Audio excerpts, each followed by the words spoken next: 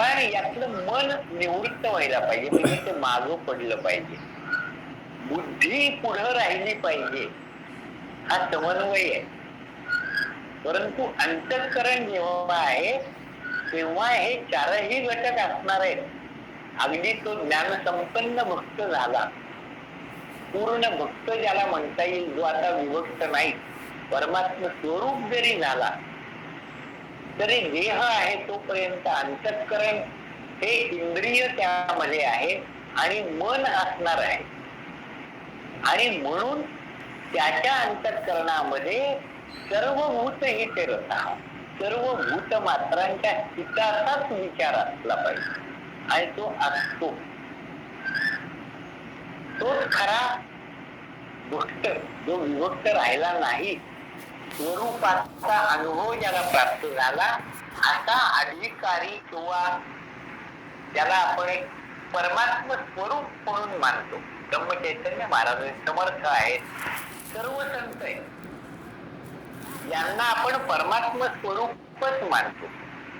आपण उद्घोष करतो, अनंत कोटी ब्रह्मांड नायक राजाधिराज सच्चिदानंद सद्गुरु समर्थ श्री रामदास स्वामी महाराज की जय. यामध्ये अनंत कोटी ब्रह्मांड नायक असणारा परमात्मा आणि समर्थ रामदास स्वामी यांचं ऐक्य आपण बोलत असतो. साक्षात परमात्मा स्वरूपच ते आहेत, ती भावना असते. आणि असं असूनही आज जीवन ते सर्व भूत मात्रांच्या हिताचा विचार करतात. जन हित विवरी ही प्रार्थना ते करतात.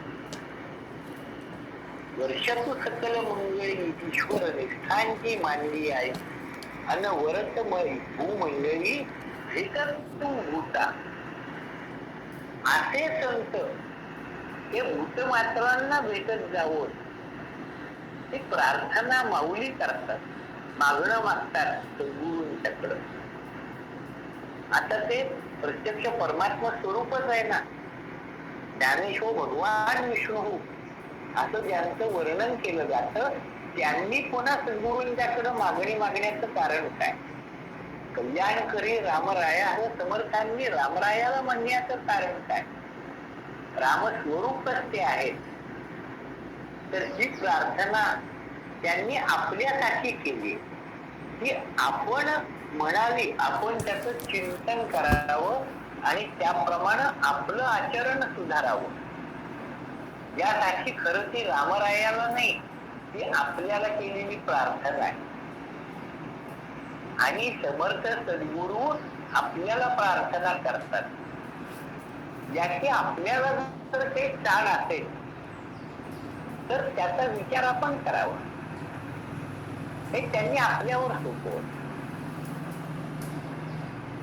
या पद्धतीनं या परमार्थ मार्गाचा विचार करत अधिकार संपन्न व्हावं लागतं.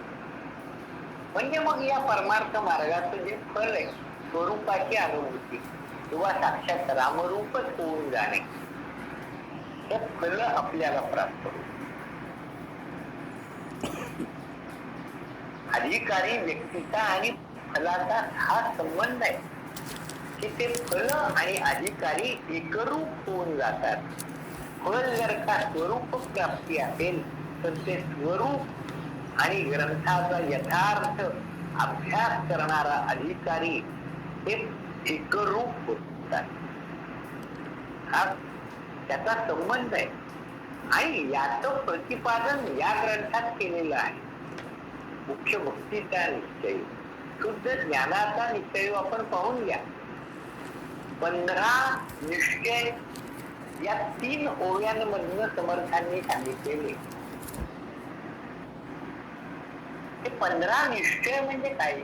मुख्य भक्तीचा निश्चय हा ग्रंथाचा प्रतिपाद्य विषय,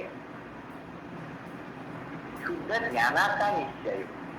मग इतकंच सांगायचंय तर मग ते एकेका समासात सांगितलं तर 15 समास बस आहेत. 21 समासची जातवर सांगून झाला होता ना. मग पुन्हा 200 समास कशा करता?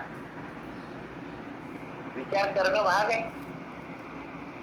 म्हणजे समर्थांना समाधान प्राप्त झालं का नाही? श्रवणे सुखे अधोगती मनात होय विश्रांती समाधान, हे जर का ग्रंथाचं फल सांगतात समर्थ, तर समर्थ स्वतः समाधानी नव्हते का? 21 समाज सांगून झाले, खरं तर 15 मास आहेत. कारण 15 निश्चय करायचे, एक एक निश्चय एक एक समासात सांगितला. पण नाही, भक्ती म्हणजे मोक्ष भक्ती म्हणजे काय हे सांगायचं असेल तर गौण भक्ती म्हणजे काय हेही सांगावं लागतं. अभक्त म्हणजे काय हेही सांगावं लागतं. याशिवाय अभ्यास करणाऱ्या शिष्याचं समाधान किंवा शंका निरसन पूर्णपणाने होऊ शकत. आणि या दृष्टीनं आपण जे समाज अभ्यासात गेलो, आता याचा विचार आपण करूया किंवा करा, आपण आपल्या बसल्या जागेवर करा की शुद्ध ज्ञानाचा निश्चय. शुद्ध ज्ञान सांगितलं, पण बहुधा ज्ञानही सांगितलं,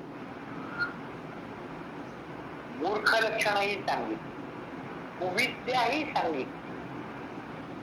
आपण अगदी दुसऱ्या दशकापासून आतापर्यंत जितके आपण समाज अभ्यासले, नुसती अनुक्रमणिका काढून त्यांची नावं पाहत जा. इतक्या प्रकाराने ते वर्णन. श्रवणे तुके अधोगती, श्रवण हे मुख्य साधन सांगितलं ना, तर श्रवणाकरता किती समाज सांगितले.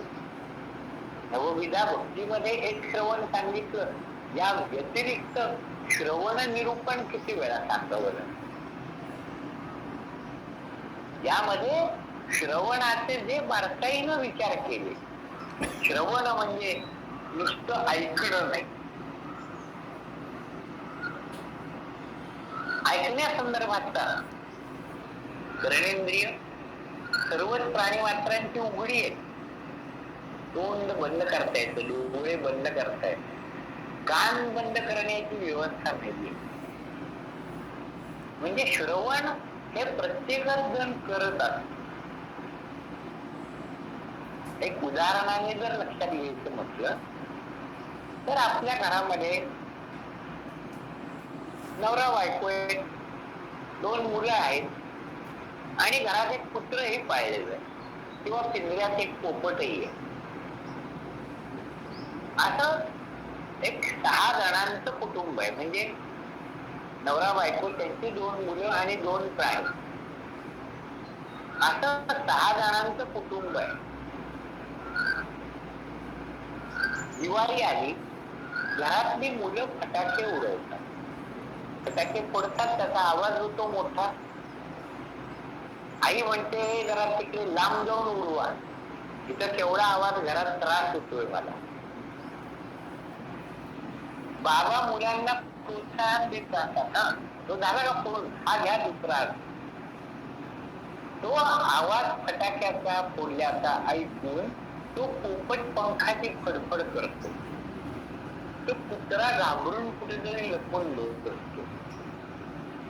श्रवण, तो फटाक्याचा आवाज 6 जणांनी ऐकला, परिणाम 6 जणांवरती वेगवेगळा होतो.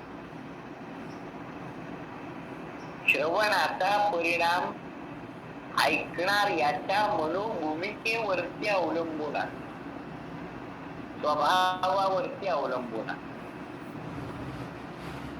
आणि हा विचार मनुष्य म्हणून आपण जेव्हा श्रवण करतो आहोत, तेव्हा त्या श्रवणातून योग्य काय आणि अयोग्य काय, भद्रं कर्णेभिः श्रूयाम देवाः, ही प्रार्थना उपनिषदांनी केली की मला भगवंता फक्त भद्र, जे उत्तम आहे, शुभ आहे, तितकंच ऐकायला येवो. याचा अर्थ आपल्याला अभद्रही ऐकावं लागतं. उघडेच कान, आपले शब्द आपल्या कानावर येतातच. यातनं योग्य काय, आपण अंतःकरणामध्ये दृढ धारणा कशाची करायची, ते विवेकाने आपल्याला निवडावं लागतं. त्या पोपटाची गोष्ट सांगतात ना, की एका पारध्याने 2 पोपट पकडले. तो बाजारात विकायला घेऊन आला. एक वेदशास्त्र संपन्न ब्राह्मणाच्या घरात त्यांनी तो दिला आणि एक एका दरोडेखोराच्या घरात दिला. आणि काही कालावधी गेल्यानंतर तो पारधी पुन्हा त्या गावात आला. तो त्या ब्राह्मणाच्या दारात गेला तर तिथं तो पोपट त्याने दिलेला होता पिंजऱ्यामध्ये. तो छान ओम पूर्णमदं पूर्णमिदं पूर्णात् पूर्णमुदच्यते असा छान वेदमंत्र म्हणत होता. त्याला कौतुक वाटलं. त्याने पोपट सुद्धा शिकला या माणसाकडे, काय या माणसाची हुशारी असेल वगैरे. त्यांनी त्याचं कौतुक केलं. दुसरा पोपट दिला होता, त्याची उत्सुकता वाढली, तो गेला. तर तो पोपट त्या दरोडेखोराच्या दारात पिंजऱ्यात बांधलेलाच होता. त्या पारध्याला त्याने येताना पाहिलं. पकडा पकडा त्याला, कापा त्याला धरून, चांगला पळवा. तो पोपट बोलायला लागला. त्या पारध्याला आश्चर्य वाटलं, पण हा संगतीचा परिणाम त्याला लक्षात आला. ज्याच्याकडे आपण पोपट दिले त्या माणसांचे स्वभाव जसे आहेत तसा त्यांच्या विचारामध्ये, शिकवणुकीमध्ये किंवा त्यांच्या वृत्तीमध्ये पोपटासारख्या एका पक्षाच्या मनामध्ये किंवा त्याच्या भूमिकेमध्ये अशा प्रकारची एक तयारी होती. श्रवण केलेलं जीव धारण करत. मनुष्याला विवेकद्वारा अधिकार, साधारण चतुष्टय याचा विचार आपण केला विवेकाचा, तो प्रत्येक पावलावरती कसा आरंभापासून अखेरपर्यंत आवश्यक आहे तिथं आपल्याला लक्षात येईल. की श्रवण केलं, नवविधा भक्तीमधला पहिलाच आहे भाग श्रवण भक्ती. आणि श्रवण भक्ती भक्ती मार्ग असू दे, ज्ञानमार्ग असू दे, योग मार्ग असू दे, परमार्थ मार्गातला कोणताही एखादा भाग असू दे, श्रवण हे सगळीकडे एक आणि एक आत्मनिवेदन किंवा सायुज्य, हे 2 टप्पे आवश्यक आहेत. श्रवणापासून सुरुवात होते आणि आत्मनिवेदनापर्यंत येऊन प्रवास पूर्ण होतो. मधले टप्पे योग मार्ग वेगळं सांगेल, ज्ञानमार्ग वेगळा सांगेल, भक्ती मार्गाने हे मधले 6 टप्पे सांगितलेले, 7 टप्पे सांगितलेले किंवा 7 भूमिका सांगितलेल्या आहेत. तो विचार वेगळा आहे, परंतु श्रवण प्रत्येक ठिकाणी आवश्यक आणि म्हणून श्रवणाचा विचार आधिक्याने करावा लागतो. म्हणून तो जास्ती वेळा समर्थांना सांगावासा वाटला.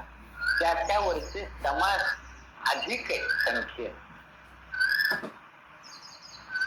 आपण जर का ते त्या भूमिकेवर जाऊन समजून घेतले नाहीत तर श्रवण म्हणजे नळी फुंकिली सोनारे, इकडून तिकडे गेले वारे, असा प्रकार होईल. ही भूमिका आपण लक्षात घ्यायला पाहिजे. ही भूमिका जर लक्षात घेतली